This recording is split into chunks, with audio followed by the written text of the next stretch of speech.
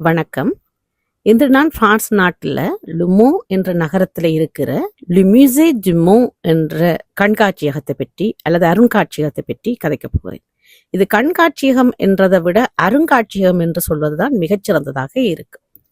பொதுவாக பிரான்ஸ் நாட்டில் இருக்கிற அருங்காட்சியகங்கள் எல்லாம் தொடர்ந்து ஒரே வடிவமான அருங்காட்சியகமாக இருப்பதில்லை. காலத்துக்கு ஏற்ற மாதிரி கோடை காலம், குளிர்காலம் என்பது போல காலங்களுக்கு ஏற்ற மாதிரி தன்னுடைய காட்சிப்படுத்தலையும் மாற்றிக்கொண்டிருக்கும். அதே போலதான் 2025 ஆண்டு கோடை விடுமுறையில் இந்த அருங்காட்சியகத்தில் காட்சிப்படுத்தியிருந்த விடயங்களை பற்றி பார்ப்போம் வாங்கோ. இந்த அருங்காட்சியகத்தை 5 டிவிஷனாக பிரிச்சிருக்கிறார்கள். ஒவ்வொன்றும் ஒவ்வொரு கால பகுதியை சேர்ந்தவையாக அமையப்பெறுகிறது. ஆகவே எங்களுக்கு அந்த விளங்கும் தன்மை அதிகமாக இருக்கிறது. இது கற்காலம், இது இடைக்காலம், இது வரலாற்று காலம் என்றெல்லாம் சொல்லிக்கொண்டு வருகிறது. அவற்றையெல்லாம் பிரெஞ்சு மொழியில les temps préhistoriques, la période proto-historique, l'époque gallo-romaine, le haut moyen âge et le man médiéval என்று சொல்லி பிரிக்கிறார்கள்.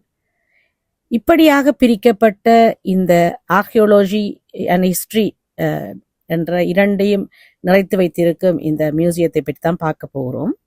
ஆரம்ப தளத்திலேயே மோநகரனுடைய வடிவத்தை அமைத்து காட்டியிருக்கிறார்கள், குறும் கட்டிட அமைப்பாக. அதாவது மினியேச்சர் என்ற வடிவத்துல மோநகரம் அந்த காலத்துல எப்படி இருந்தது, இடைக்காலத்துல மோநகரத்தின் கட்டிட அமைப்பு எப்படி இருந்தது என்று சொல்லினோம்.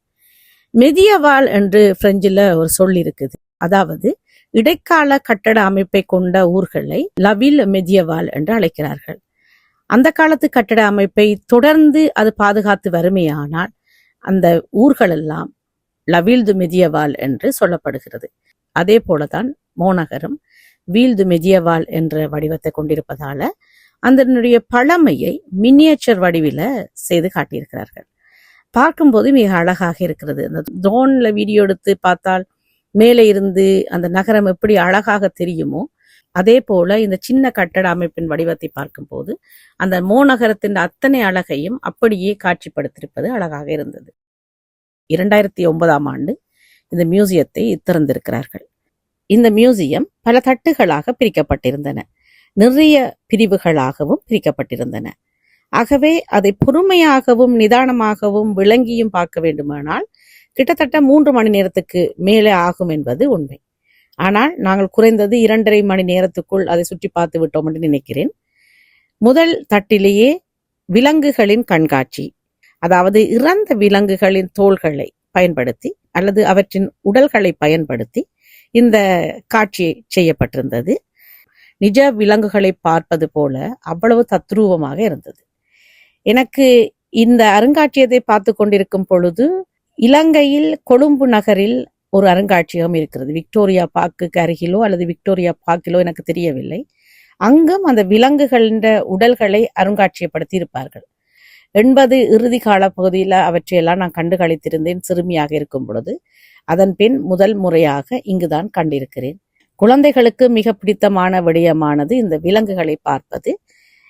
ஆனால் இது அசியா விலங்குகள் என்பதால் அவற்றை நின்று நிதானமாக பார்க்கக்கூடியதாக இருந்தாலும் ஒரு பக்கம் அவை இறந்து விட்டிருப்பதை நினைத்து மிக கவலையாக இருந்தது. விலங்குகள், பறவைகள் என்று ஒவ்வொரு வடிவமான விலங்குகளை காட்சிப்படுத்தி இருந்தார்கள். பசு, ஆடு, பன்றி, கோழி, சேவல், வாத்து, இப்படியாக அந்த விலங்குகளின் எண்ணிக்கைகள் வளர்ந்து கொண்டே இருந்தன. அது மட்டுமல்லாமல் இறுதித்தட்டில் அல்லது அண்டர் கிரவுண்ட் என்று சொல்லுவோம் நாங்கள், மிஹிந்து என்ற ஒரு பெண்மணியினுடைய காட்சிப்படுத்தலும் அங்கு வைக்கப்பட்டிருந்தது. அவ ஒரு வடிவமாக லெசன்ஸ் de pleurs என்று சொல்லி ஒரு டெக்னாலஜிக் அண்ட் எலக்ட்ரானிக் 2 சிஸ்டத்தையும் வச்சு அவ ஒரு வடிவமான ஒரு காட்சிப்படுத்தலை செய்திருந்தார். மனிதனுக்கும் விலங்குகளுக்கும் மிக நெருக்கமான ஒரு வாழ்வியல் முறை இருக்கிறது. அதே போலதான் இடைக்கால பகுதியில் வாழ்ந்த விலங்குகள், இன்றும் வாழ்ந்து கொண்டிருக்கிற விலங்குகளை இங்கு காட்சிப்படுத்தி இருக்கிறார்கள். மொத்தமாக 70 விலங்குகள் இங்கு காட்சிப்படுத்தப்பட்டிருக்கின்றன. அத்தோடு பலவிதமான டைனோசர்களையும் காட்சிப்படுத்தி இருந்தார்கள். விலங்குகளின் சிலைகள் மட்டுமல்லாது அந்த காலத்தில் வாழ்ந்த போர் செய்த ஆட்சி செய்த அரசர்களுடைய சிலைகளும் அங்கு வைக்கப்பட்டிருந்தன.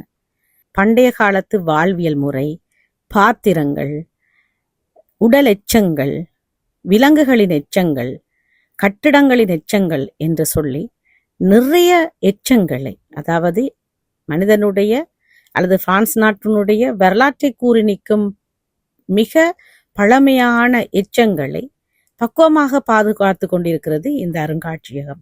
பழங்காலத்தில் பயன்படுத்திய கற்களால் செய்யப்பட்ட ஆயுதங்கள், வேட்டையாடுவதற்காக பயன்படுத்தப்பட்ட இரும்புகளால் செய்யப்பட்ட ஆயுதங்கள், மக்களுடைய வாழ்வியல் முறை, மக்களுடைய உணவு முறை, எப்படி நிலத்தில் இருந்து தங்கம் எடுத்தார்கள், இரும்பை உற்பத்தி செய்தார்கள், இப்படியான வரலாற்று செய்திகளை வடிவமாகவே செய்திருக்கிறார்கள். அதாவது ஓவிய வடிவத்தில் மட்டுமல்லாமல் அதை ஒரு காட்சிப்படுத்தலோட ஒரு இடத்துல அதை ஒரு கட்டட அமைப்போடையே செய்திருப்பது அழகாக இருந்தது.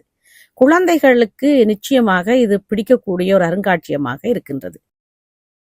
குழந்தைகளுக்கு இலகுவாக புரியும் வண்ணமே இந்த அருங்காட்சியகம் அமைந்திருப்பது தான் இந்த அருங்காட்சியகத்தின் முக்கிய சிறப்பு என்று சொல்லலாம்.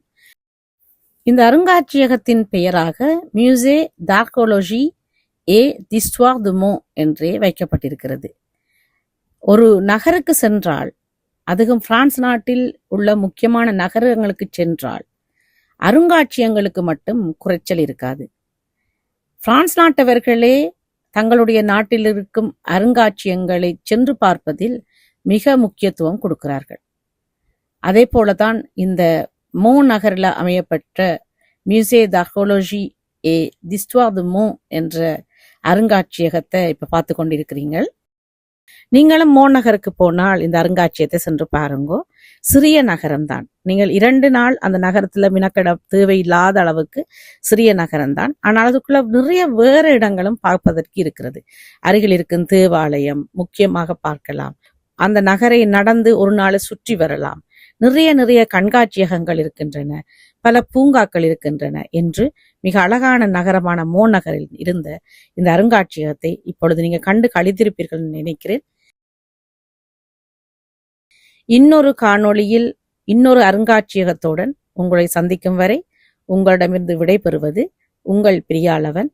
நன்றி, வணக்கம்.